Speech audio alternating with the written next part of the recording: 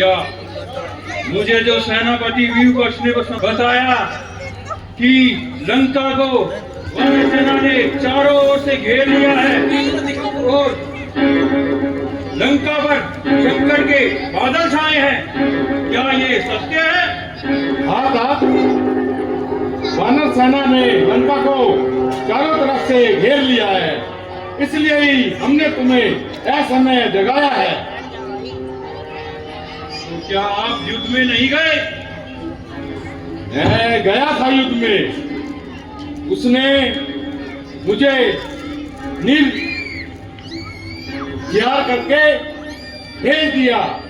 तुम्हें मेरे अपमान का बदला लेना होगा कुंभकर्ण। तीनों लोगों के विजेता जिसके आगे शस्त्रहीन बाणहीन होकर रह गए, उस पर भी आपने ये ध्यान नहीं दिया कि श्री राम कौन है? कुंभकर्ण, शस्त्र को श्री लगाकर संबोधित मत करो। भैया, जो तीनों लोगों के स्वामी हैं, स्वयं श्रीमान नारायण हैं, उन्हें श्री राम ही कहना होगा।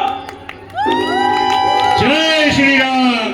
लगता है आप उस बात को भूल गए कि कई वर्षों पूर्व वंशुकुल के राजा ने आपको श्राप दिया था कि जब विष्णु हमारे कुल में अवतार लेंगे तब वो उसी रूप में आपका विनाश करेंगे। आप उस बात को भी भूल गए जो नारद ने मुझे बताई थी कि अयोध्यापति राजा दशरथ के यहाँ विष्णु ने जन्म लिया है और वो पूरे राक्षस वंश का विनाश करने के लिए आया है। लगता है आप ब्रह्मा की बात भी भूल गए और महारानी सीता का हरण कर लाए, जो स्वयं लक्ष्मी का रूप है।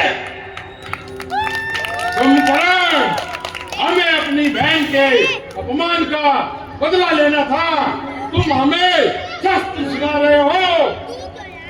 बदला लेना था तो वीरों की भांति करते, चोरों की भांति एक असहाय स्त्री का हरण करके आपका मस्तक गौरव से ऊंचा हो गया क्या? हम शूर्पणखा मेरी भी तो बहन थी, जिस प्रकार आज मुझे जगाया है, उस दिन जगाया होता तो मैं बताता कैसे अपमान का प्रतिशोध लिया जाता है। ये समय हमें शास्त्र सुनाने का नहीं है। मान लिया हमने धर्म में नारायण को नहीं पहचाना, मान लिया अपने चित्त के मोह में जिस स्त्री का हरण कर लिया, मान लिया अपने घमंड में हमने किसी का परामर्श नहीं दिया। अब भाई का भाई के प्रति क्या कर्तव्य होता है वो बता, बात करो। भाई वही होता है जो किसी के अपराध में किया हो और भाई भाई के साथ में खड़ा रहे, वो ही सच्चा भाई होता है। भैया, आपने मुझे समझा नहीं।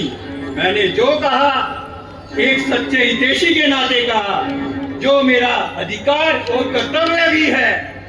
मैं तो छोटा भाई हूँ और छोटे भाई का एक ही धर्म होता है कि जब तक वो जीवित है, स्वस्थ है, तब तक उसके बड़े भाई पर कोई भी आंच नहीं आनी चाहिए, और अगर कोई आ जाए तो ढाल की भांति खड़ा हो जाना चाहिए।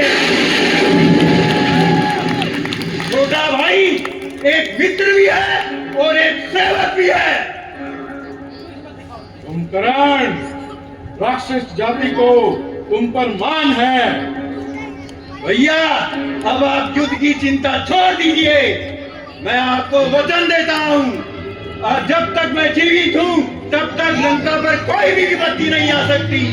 और आज सूर्यास्त होने से पहले उन दोनों वनवासी राजकुमारों का सर धड़ से अलग कर पूरी लंका में गैस की भांति नहीं घुमाया तो मेरा नाम भी कुंभकर्ण नहीं।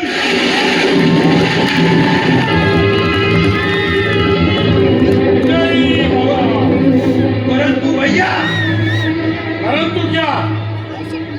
परंतु अगर वो सचमुच में भगवान है, फिर भी मैं पीठ नहीं दिखाऊंगा। रणभूमि में वीरों की भांति अपने प्राण न्यौछावर कर दूंगा। भैया, आपसे एक प्रार्थना है। वो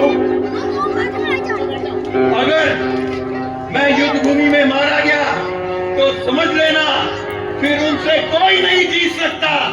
तब आप उनकी शरण में चले जाना ताकि हमारा कुल समूल नष्ट होने से बच जाए। कुंभकर्ण, भाइयों, चीजों को मरवाकर मैं सिंहासन पे कैसे बैठ सकता हूँ? भैया, अब आप मुझे आशीर्वाद दीजिए ताकि मैं युद्ध में सफल हूँ। विजयी भव।